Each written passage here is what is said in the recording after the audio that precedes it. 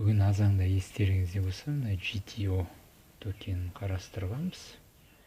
Сол кезде маған мына GTO-ны TradingView техникалық талдама бойынша сатып алу керек деп кеңес беріп тұрған. Бірақ оның кеңесіне тыңдамай, былайша айтқанда, қатты көтеріліп тұру, бұл енді ары қарай өспейтін шығар деп, шамамен қай жерден еді? Мына жерден ғой деймін. Түсіп бара жатыр ғой деп, шорт позициясын ашқанмын. Сөйтем, соны қарасам бәрібір TradingView'дің несі талдамасы дұрыс болып, ол қайта көтерілді.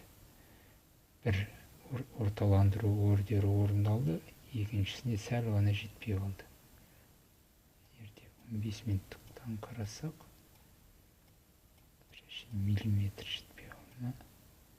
Орындалмай қалды. Енді қазір не ойлап тұрмын?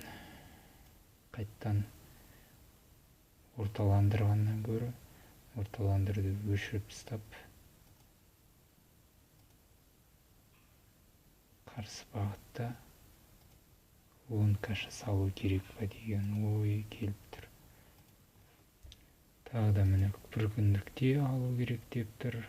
4 сағаттықта және 1 сағаттықта да алу керек деген кеңес береді TradingView. Соны ойлап тұрмын, мүмкін белгілі бір бағамен емес, нарықпен емес, айсбергпен төменірек 10 высочит. Төменірек арақашықтық алшақтықпен қосып көрсем бе деген ой. Ілесу лимиті мөлшерлемені 1 емес 0,7 қойсам тиімдірек орындалады деп.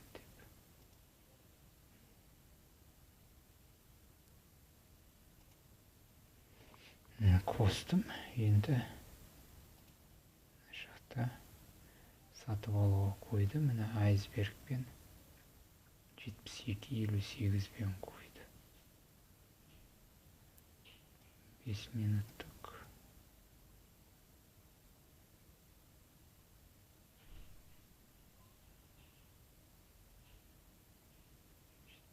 Елу сегіз мына жерде ғой.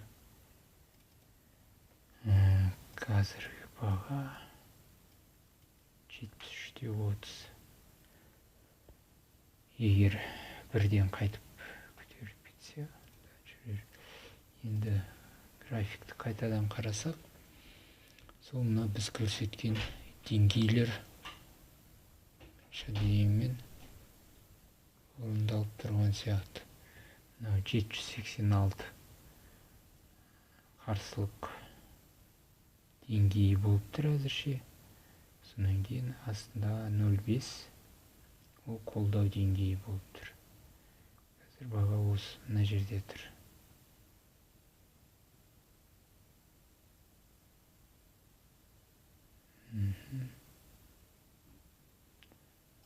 Жерден тағы нені көрсек? Бастапқы бетте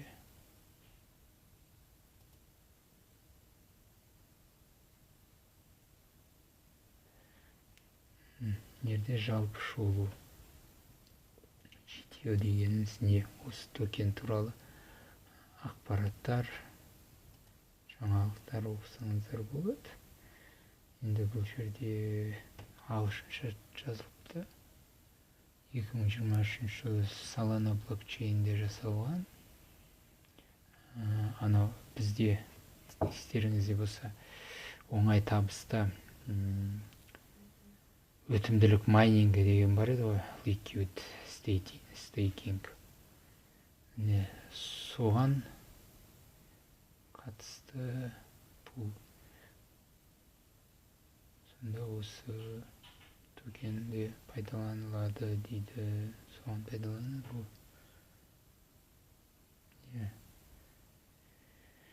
әлеуметтік желіде мына ақпараттар. Деректер оқысақ болады. Осы токен бойынша қазір ашық позициялар көлемі, содан кейін қаржыландыру көлемі қаншалықты өзгереді екен. Бұл қаржыландыру көлемі деген ол біздің позиция, ашық позиция тұрған кезде ұсталынып отыратын комиссия мөлшерлемесі.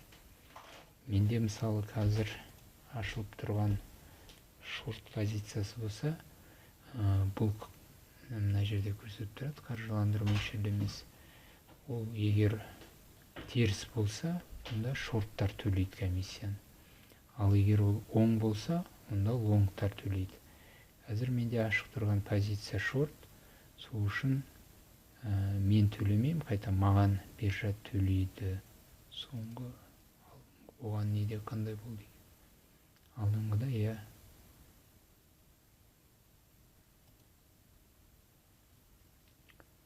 оң мән болған, теріс мән болған кезде мен төлейтін едім. Мына жерде сауда тарихында ма көруге болатын, міне сауда тарихы деген бар.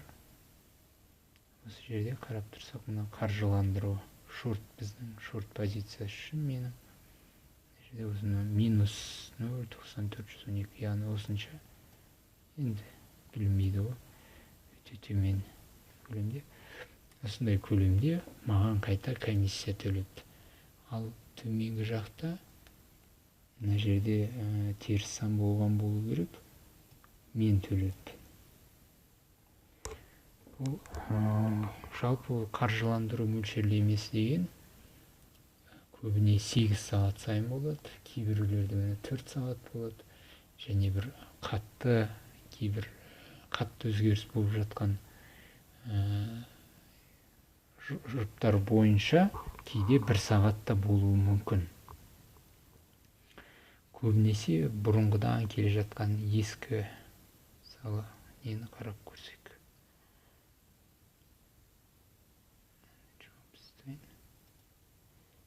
Бұрыннан жүріп келе жатқан токендерді егер қарайтын болсақ, оларда бұл мөлшерлеме әрбір 8 сағат сайын болады.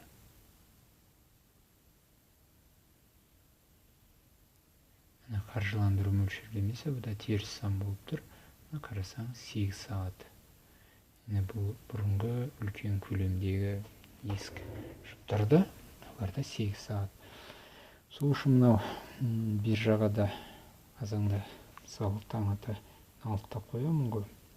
Ордер қойғаннан кейін қажетті жерлерге орталандыру, take profit бәрін қойғаннан кейін сізге қайта-қайта оны қарай берудің қажет жоқ.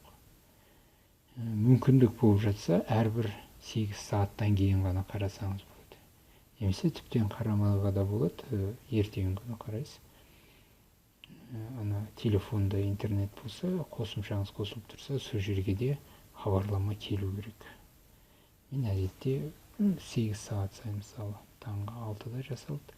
Содан кейін бүгін күн сайын, мысалы, сағат таңғы 5-те мынау қаржыландыру мөлшерлемесі орындалады.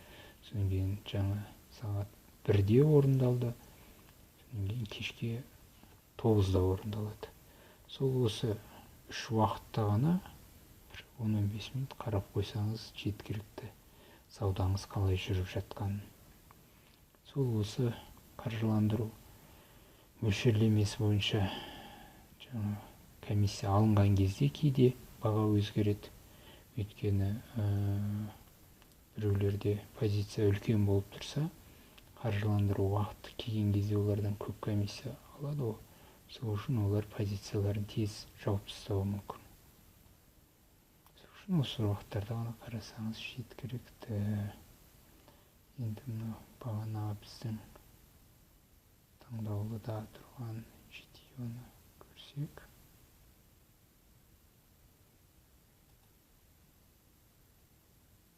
Әзірше позиция ашылмады.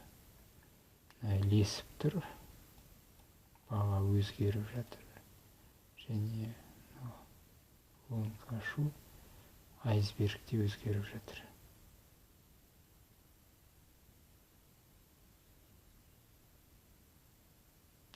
72-71.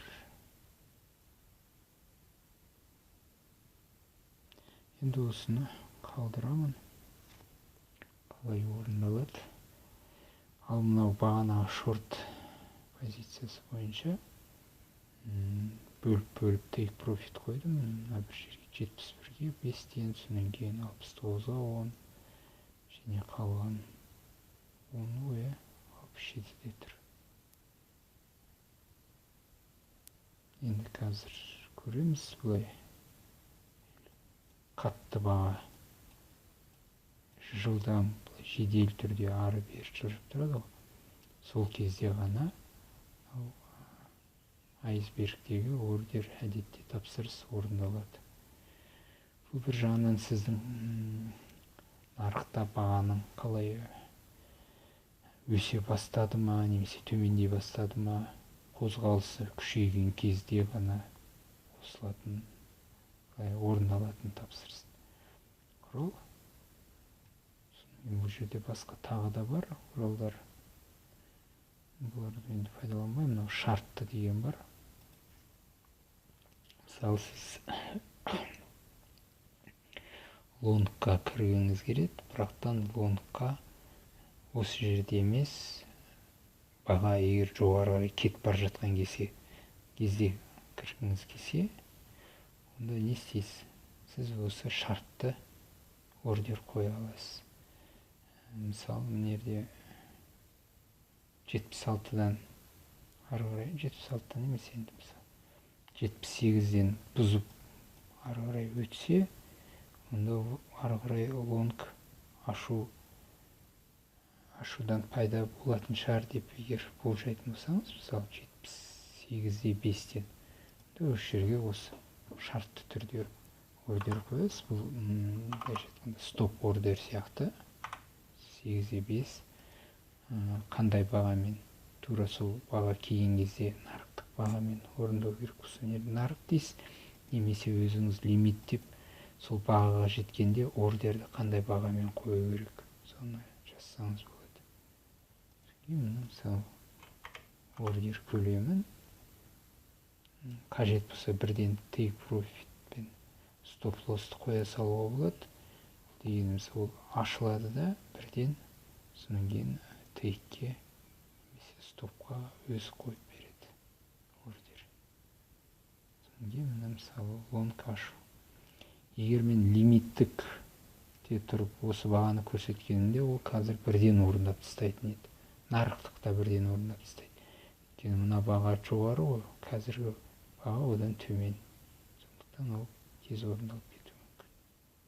Ал егер бұлай болса, қоя саласыз. Сонда ол ордерді сатып алуға мына жақтан қояды. Егер баға мына жердегі барлық қарсылықты жойып жоғары кетсе, онда мүмкін ары қарайда көтеріледі деген болжам бар шығар. Әзірше керек емес, тоқтата салайын. Менде міне ашылды айсберг. Өйткені мына жерде қарап тұрсаңыздар, бағаналы бері жай жүріп тұрды, мына жерде жылдамдық өсе бастады. Солай ма? Сауданың бағаның өзгеруі жылдамдай бастады, тез жоғары төмен өзгеріп бастады. Сол кезде мына айсберг орындалып кетті. Айсбергпен ордер ашылды.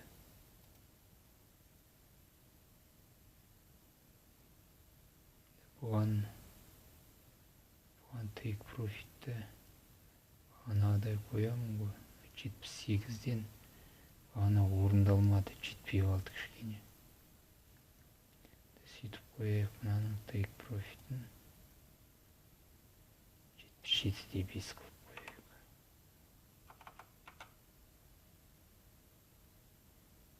Рой 12%. Үш болса, сонда шамамен біздің шамамен 4% екен. Қойып көрейік. Бізге қазір жоғары көлеммен емес, осылай аз көлеммен нарықта сауда жасауды өзімізге үйреніп, нарықтың қимылын былайша айтқанда толқын сезіне. Сол үшін осылай үлкен емес, кіші ордерлермен бастапқыда өстіп көрсеңіздер болады. Мына жерде сұрақ қойыпты, брокер қандай деп. Мен криптовалюталық биржада, бұл жерде брокер деген болмайды. Бұл өзіміздің қазақстандық бейбіт биржасы ғой. Бейбіт Қазақстан, ол брокер емес, биржа. Салық жағы, әрине салық болады. Заңды ғой өйткені. Өйткені сіз заңды жұмыс істейсіз, өзіңіздің таза табысыңыздан 10% ғой. Кәдімгі айлыққа жұмыс істейтіндерде сол 10% төлейді ғой. Сол сияқты бұл жерде де таза табыстан 10% төлейсіз. Декларация жылына бір рет тапсырылады. Сол бір жылдың ішінде қанша өзіңіз ақша салдыңыз және қанша ақша шығардыңыз. Шығарған кездегі сол жылдың аяғына дейін шығарған ақшаңыз сол жылдың көлемінде асып тұрса, сол асқан сомадан ғана 10% төленеді.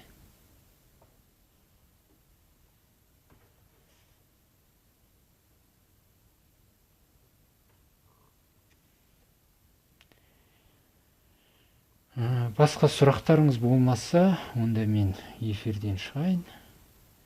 Уақыт тамамдады. Көріскенше күн жақсы. Уақыт болып жатса, мүмкін кешке қосыламын. Болмаса ертең таңғы 6-да.